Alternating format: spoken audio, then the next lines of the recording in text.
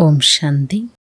பாபாவுடைய இனிமையான மகாவாக்கியம். இன்று 18/12/2025 பாபா சொல்கிறாங்க, मीठी बच्चे बेहद का बाबा आया है, तुम बच्चों को ज्ञान से श्रृंगार करने, ऊंच पद पाना है तो सदा श्रृंगारते हुए रहो. இனிமையான குழந்தைகளே, எல்லையற்ற பாபா வந்திருக்கிறார்.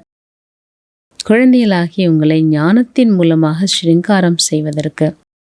எந்த பதவியை அடைய வேண்டும் என்றால் சதா அலங்கரிக்கப்பட்டு இருங்கள். எந்த பதவி அடைஞ்சுன்னா அந்தந்த டைமில் அலங்காரம் செய்யக்கூடாது, எப்போவுமே அலங்காரமாகி இருக்கணுங்கிற, எப்போவுமே ரெடி இல்லையா?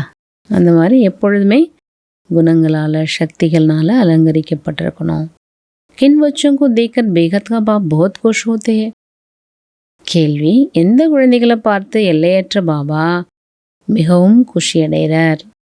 பதில், जो बच्चे सर्विस के लिए एवर रेडी रहते हैं. இந்த குழந்தைகள் சேவைக்கு எவர் ரெடியாக இருக்கிறாங்க. அலௌகிக மற்றும் பரலௌகிக இரண்டு தந்தைகளையும் முழுமையாக பின்பற்றுறாங்க. ஞான யுகத்தின் மூலமாக ஆத்மாவை ஸ்ரீங்காரம் செய்கிறாங்க. பதீத்தோங்கோ பாவன் வனனைக்கு சேவா கருத்தே. பதீத்தமானவர்களை பாவனமாக்கூடிய சேவா செய்கிறாங்க. அப்படிப்பட்ட குழந்தைகளை பார்த்து எல்லையற்ற பாபாவுக்கு மிக மிக குஷி ஏற்படுகிறது. बाप की चाहना है मेरे बच्चे मेहनत कर ऊंच पद पाए. பாபாவோட விருப்பம் இதுதான், என்னோட குழந்தை முயற்சி செய்து உயர்ந்த பதவி அடையணும். இதுதான் பாபா ஆசைப்படுறார். நல்லா முயற்சி பண்ணுங்க, உயர்ந்த நிலை அடையுங்க சொல்றார். तुम बच्चे पहले पहले आते फिर पहले तुमको ही जाना है. முரளி உள்ள பாபா சொல்றாங்க, குழந்தைகள் நீங்க தான் முதல்ல பரந்தாமத்துல வர்றீங்க. நீங்கள் தானே முதல்ல தயாராகணும், நீங்கள் தானே செல்ல வேண்டும். திதாம் கே கேட்ஸ் வி தும்கோ खोलने, திதாமத்தினுடைய கேட்டும் நீங்கள் திறக்கணும். தும் பச்சோங்கோ பாப் ஸ்ரீங்கார்த்தே, குழந்தைகளை பாபா ஸ்ரீங்காரம் செய்கிறார். ஃபியர் கர்மே வனவாகமே ரஹதே ஹே. அப்பா வீடுனாலே வனவாசத்தில் இருக்கிறது மாதிரி. இசமே தும்கோ சாதாரண रहना है. வனவாசத்தில் இருந்தால் எப்படி இருப்போம்? சிம்பிளாக இருக்கணும்ல, சாதாரணமாக இருக்கணும். ரொம்ப ராயல், ரொம்ப ரிச்சாக இருக்கிறது, டிப்டாப்பாக இருக்கிறது, ஆடம்பரமாக இருக்கிறது கூடாது. ரொம்ப கீழே ஒன்றுமே இல்லை. பாபா அதே சொல்ல, பிச்சைக்காரமாக அந்த மாதிரி இருக்கு, ஒன்றுமே இல்லை. எப்பொழுதுமே பஞ்சமாக இருக்க மாதிரி எதுவும் இல்லை சொல்கிறது, அப்படி இருக்கக்கூடாது. ரொம்ப டிப்டாப்பாக இருக்கிறதுன்னு இருக்கக்கூடாது, ரொம்ப கீழே இருக்கக்கூடாது. எல்லாத்துலையும் என்ன வேணும்? சிம்பிளிசிட்டி வேணும், அதே நேரத்தில் रॉयल्टी வேணும். बाबी कहते साधारणता में प्रवेश करता हूँ, कोई भी देहदारी को भगवान नहीं कह सकते. பாபா கூட சொல்கிறாங்க, நான் சாதாரண சரீரத்தில் தான் வந்திருக்கிறேன், எந்த ஒரு தேகதாரனையும் பகவான்னு சொல்ல முடியாது. மனிதனுக்கு சத்கதி கொடுக்க முடியாது. சத்கதி யாரால கொடுக்க முடியும்? குரு தான் கொடுக்க முடியும், அதுவும் சத்குரு தான் கொடுக்க முடியும்.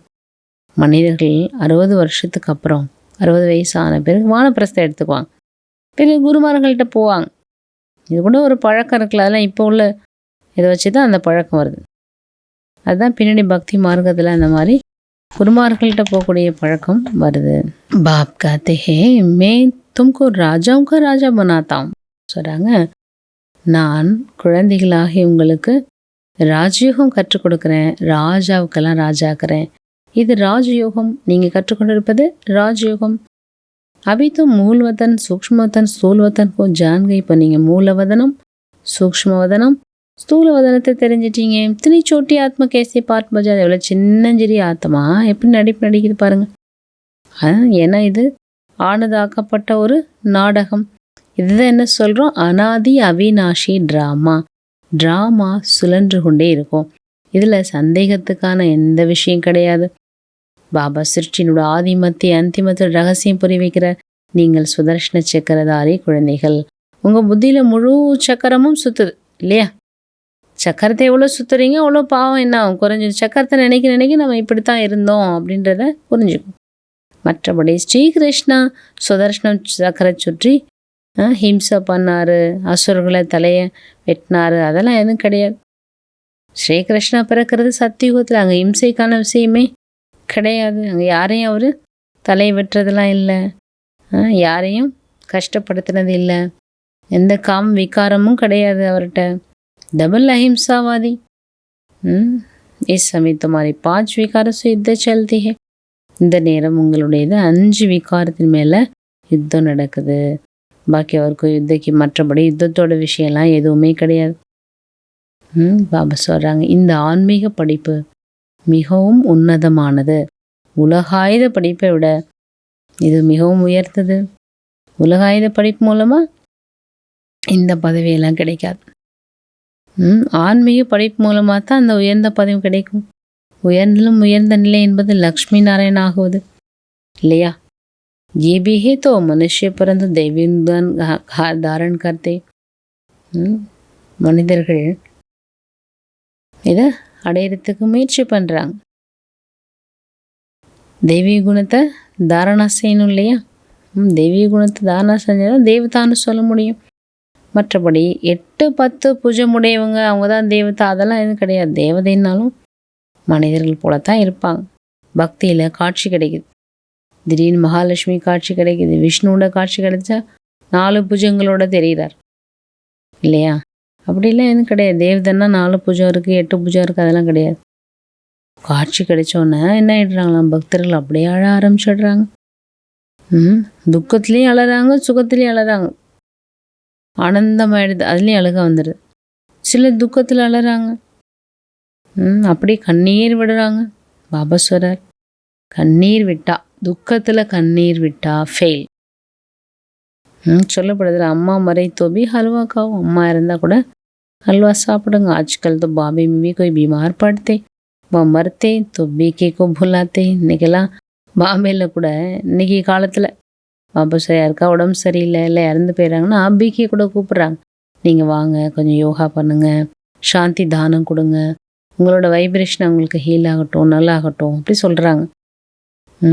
அப்போ நீங்கள் புரிய வைக்கிறீங்க, ஆத்மா அழிவில்லாது ஒரு சரீரம் விட்டு இன்னொரு சரீரம் இருக்கும். இதில் எந்த நஷ்டமும் கிடையாது. இந்த சரீரத்தில் இருக்க வரைக்கும் இருப்பாங்க, அதுக்கப்புறம் அவங்க போயிடுவாங்க இல்லையா? முடியாதுல்ல, சரீரத்தில் இருக்க முடியாது. நீங்கள் அழகிறதுனால எந்த லாபமும் இல்லை.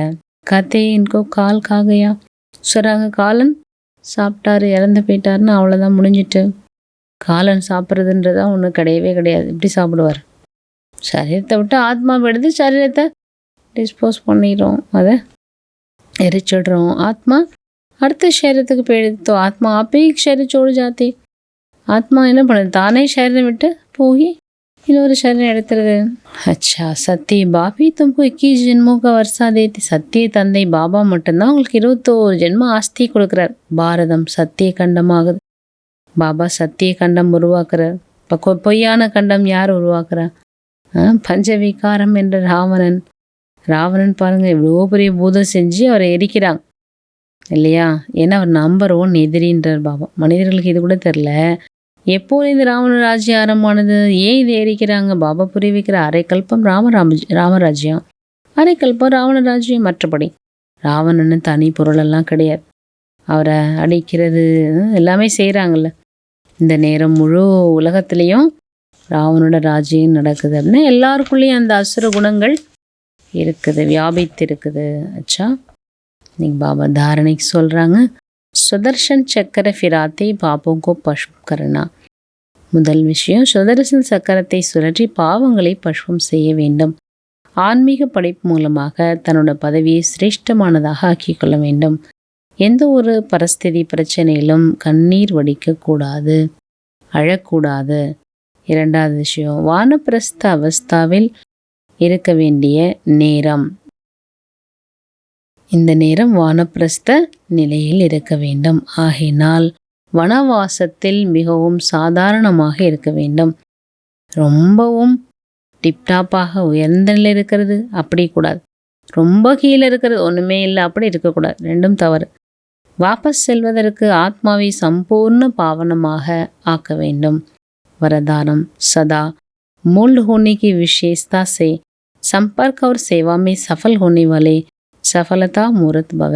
சதா மோல்ட் ஆகணும், வளைத்து கொள்ளக்கூடிய விசேஷதா மூலமாக சம்பர்க் மற்றும் சேவா, தொடர்பிலும் சேவையிலும் வெற்றி அடையக்கூடிய வெற்றி மூர்த்தியாக ஆக.